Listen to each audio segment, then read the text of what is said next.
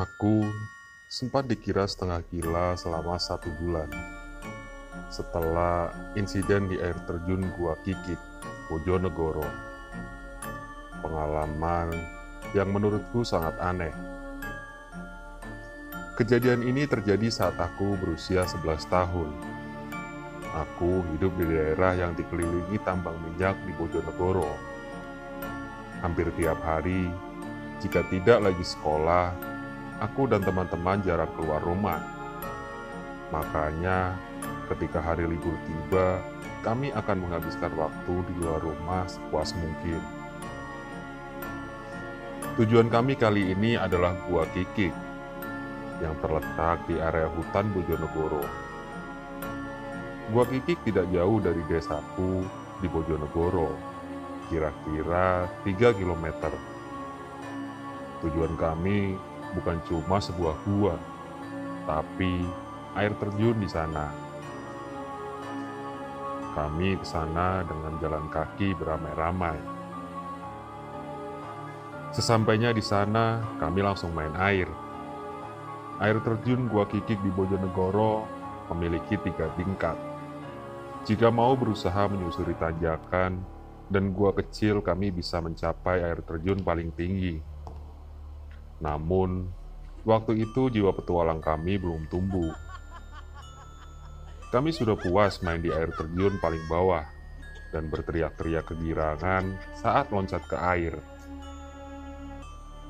Danau yang tercipta dari air terjun sudah terasa seperti waterboom, sebuah kemewahan bagi kami anak-anak yang tinggal di sebuah desa pelosok di Bojonegoro, yang bisa dicapai setelah melewati jalanan menanjak dan berkelok tajam. Selain aku dan 4 temanku, ada beberapa orang dewasa dan anak-anak dari desa tetangga yang juga main ke air terjun. Jadi, lokasi air terjun di sana jadi agak ramai kalau hari Minggu. Kami bermain, nyebur ke danau kecil, berteriak-teriak saking senangnya. Termasuk aku yang kadang lupa diri kalau berenang. Oh iya, dulu air terjun Gua Kikik belum jadi tempat wisata di Bojonegoro. Masih sepi kalau bukan weekend. Terkadang dari yang aku dengar, ada beberapa orang pintar yang datang ke air terjun ini. Karena masih kecil, aku nggak begitu paham dengan apa yang mereka lakukan. Minggu siang itu, ketika hendak nyebur ke danau di dekat air terjun, aku menggunakan kaki untuk menyingkirkan beberapa keping uang logam yang ditumpuk. Aku tidak berani memungut dengan tangan karena itu bukan milikku. Kedua orang tuaku mengajarkan bahwa aku nggak boleh mengambil apa yang bukan milikku. Jadi, setelah menyingkirkan tumpukan uang logam itu, aku langsung nyebur. Aku sempat melihat beberapa orang dewasa dari desa sebelah melotot ketika melihatku menyingkirkan tumpukan uang logam itu. Namun, ya namanya anak kecil, bukannya penasaran malah gak peduli. Cuma nyebur yang ada di dalam kepalaku. Saking serunya bermain, tidak terasa matahari sudah hampir di atas kepala. Kami memutuskan untuk pulang. Kami pulang dengan kondisi basah kuyup. Sesampainya di rumah, aku tidak dimarahi oleh orang tuaku. Adalah pemandangan biasa di desa pelosok Bojonegoro ketika orang tua melihat anaknya pulang bermain di hari Minggu dengan kondisi basah atau belepotan lumpur. Yang tidak biasa adalah kondisiku 1 hari setelah main di air terjun Gua Kikik. Hari Senin, aku bangun dengan kondisi demam, mual, dan pusing yang luar biasa. Aku bolos sekolah dan disuruh istirahat di rumah. Sebelum berangkat mengajar, ibu menyempatkan untuk merawatku. Kene, dikeroki sek, ben masuk anginnya hilang. Sini, dikerokin dulu biar masuk anginnya hilang, ucap ibuku sembari membawa sendok untuk mediokerokan. Aku memang gak suka kerokan pakai koin, lebih memilih sendok sebagai gantinya. Entah kenapa, mungkin kalau pakai sendok rasanya lebih menantang, semacam debus KW. Iki diombe barmangan yo obate. Ini diminum habis makan obatnya. Ibu menganggap aku masuk angin biasa setelah mandi di air terjun. Kerokan dan minum obat dirasa cukup. Namun, sampai ibu pulang mengajar, ternyata sakit kepalaku tidak membaik. Sore harinya, ibu dan bapak membawa aku ke dokter, dan aku divonis vertigo. Kami pulang dengan oleh-oleh sejumlah obat yang ukurannya sangat besar menurutku. Ada 4 jenis obat yang harus aku minum setiap harinya, dan aku meminumnya dengan cara dibagi menjadi 2 bagian.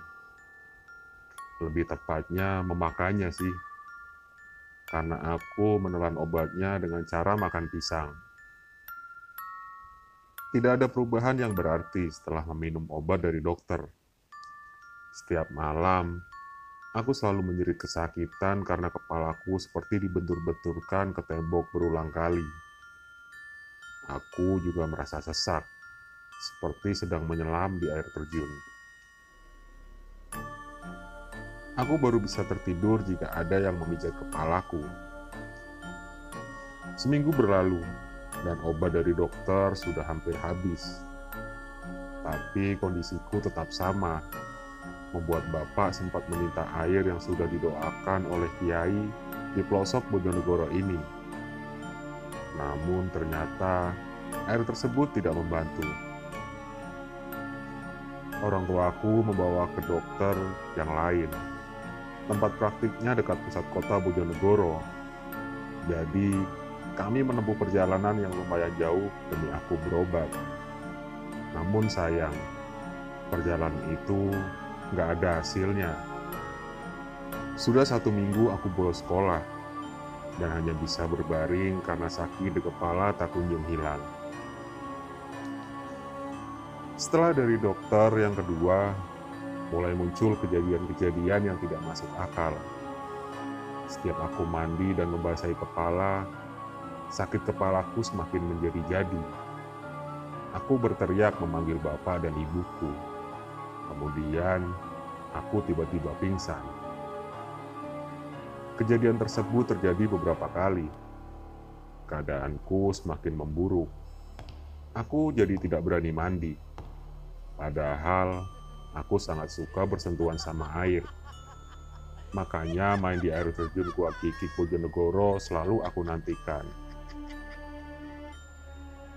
Bapak dan ibu tidak bisa menjagaku seharian karena harus bekerja. Jadi mereka bergantian dengan nenekku yang aku panggil Mae. Mae yang sudah berumur 60-an sudah tidak lagi bekerja. Jadi punya banyak waktu untuk menjagaku. Mae yang selalu mengelus-elus kepalaku sampai aku tertidur dan membasuh badanku dengan handuk setengah basah saat waktunya mandi. 3 minggu berlalu dan aku masih tidak berani mandi. Suatu kali, Mae mencoba mengeramasiku karena dia melihat rambutku sudah lepek dan kotor.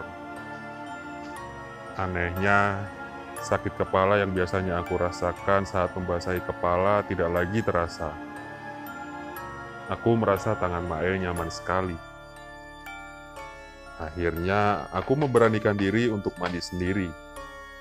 Namun, kejadian sebelumnya terulang kembali. Aku pingsan. Di minggu ketiga, aku mulai berhalusinasi. Nyeri di kepala bertambah hebat. Aku melihat ada sosok besar hitam datang membawa palu. Ketika dia datang, gemuruh air terjun selalu terdengar. Sosok itu cukup sering mendatangiku. Bapak selalu menenangkanku ketika dia melihatku menunjuk-nunjuk pojokan kamar tempat sosok tersebut berada, sambil berteriak kesakitan karena sakit kepala. Aku melihat dinding kamar seperti basah, dan suara gemuruh air terjun makin kuat terdengar. 4 minggu berlalu, penderitaan sakit kepala dan obat dari dokter kedua sudah habis. Masih belum ada perubahan. Gosip sudah muncul di tengah teman-temanku yang ikut mandi di air terjun Gua Kikik Bojonegoro. Aku disebut setengah gila karena tiap malam berteriak-teriak. Suatu kali Bapak mendapat informasi ada seorang kiai cukup terkenal di kota tetangga, tak jauh dari perbatasan Bojonegoro. Katanya kiai ini sering mengobati orang-orang dengan sakit yang tidak bisa dideskripsikan secara medis. Namun, untuk bisa bertemu dengan kiai tersebut, kami harus mendaftar dan membuat janji terlebih dahulu. Waiting list kiai tersebut cukup panjang. Dibantu salah satu padeku yang kenal dekat dengan kiai tersebut, aku akhirnya diberi jam khusus supaya tak perlu mengantri. Aku masih ingat dibawa ke rumah kiai tersebut pada malam hari. Sepanjang jalan, aku menahan rasa sakit di kepala dengan memandangi hutan Bojonegoro dari kaca mobil. Kami sampai di rumah kiai tersebut sekitar pukul 9 malam. Di luar rumah kiai tersebut terdapat tumpukan material yang terlihat banyak sekali. Pak Kiai menyambut kami dengan ramah. Pak Ade dan budeku mulai menjelaskan sakit yang aku derita dan kejadian-kejadian aneh yang aku alami, termasuk penampakan sosok besar dan suara air terjun. Setelah mendengar cerita itu dengan penuh perhatian, Pak Kiai meraih botol yang sudah dia siapkan. Dia memintaku untuk meminum air dalam botol sampai habis, tentu dengan mengucap bismillah sebelumnya. Air di dalam botol berwarna keruh, tapi tidak ada rasanya. Pak Kiai menyuruh salah satu pembantunya untuk mengeluarkan ayam hitam dan membaca doa-doa ke ayam tersebut. Aku tidak ingat betul apa yang dibaca, karena aku juga tidak pandai mengaji. Kemudian, Pak Kiai memegang kepalaku sambil terus berdoa. Yang kuingat, aku mulai menangis dan berteriak-teriak lagi. Setelah itu, ayam hitam disembelih. Darah yang keluar dari leher ayam tersebut ditampung di dalam sebuah wadah. Aku tidak mendengar dengan jelas apa yang dibicarakan Pak Kiai dan bapakku, karena aku masih menahan tangis. Namun, samar terdengar bahwa ada yang mengikuti dari air terjun Gua Kikik Bojonegoro. Ternyata, sosok hitam yang kulihat membawa palu itu adalah sosok yang mengikutiku dari air terjun Gua Kikik. Pak Kiai memindahkan makhluk hitam tersebut ke ayam semani yang disembelih tadi. Setelah itu, beliau meminta bapakku mencari 7 jenis bunga dan mengumpulkan air dari 7 sumur. 7 bunga direndam air dari 7 sumur, direndam seharian, dan airnya harus aku minum selama 3 hari berturut-turut. Selain itu, Pak Kiai juga menyarankan agar orang tuaku mengadakan doa-doa untuk meminta maaf. Aku dianggap sudah mengganggu para penghuni air terjun Gua Kikik. Pak Kiai yang mengobatiku juga tidak mau dibayar dan hanya minta doa saja kepada rombongan yang membawaku. Ternyata material di luar rumah yang menyambut kedatangan kami adalah pemberian dari orang-orang yang berobat kepada beliau. Kata Pak D, Pak Kiai juga sudah pernah diberangkatkan haji oleh salah satu pasiennya. Sehari setelah dari rumah Pak Kiai, bunga 7 jenis dan air dari 7 sumur sudah terkumpul. Bunga-bunga itu direndam selama 1 hari penuh. Aku yang cuma pengen sembuh, meminumnya tanpa ragu. Rasa air itu, jangan ditanya, gak enak banget. Kayak nggak sengaja minum parfum. Kini, keadaanku perlahan mulai membaik dan sudah diizinkan masuk sekolah setelah 1 bulan lebih izin. Gosip diriku setengah gila masih terdengar. Namun, karena aku pintar dan mereka suka mencontek PR dariku, akhirnya kami berteman lagi karena mereka membutuhkanku.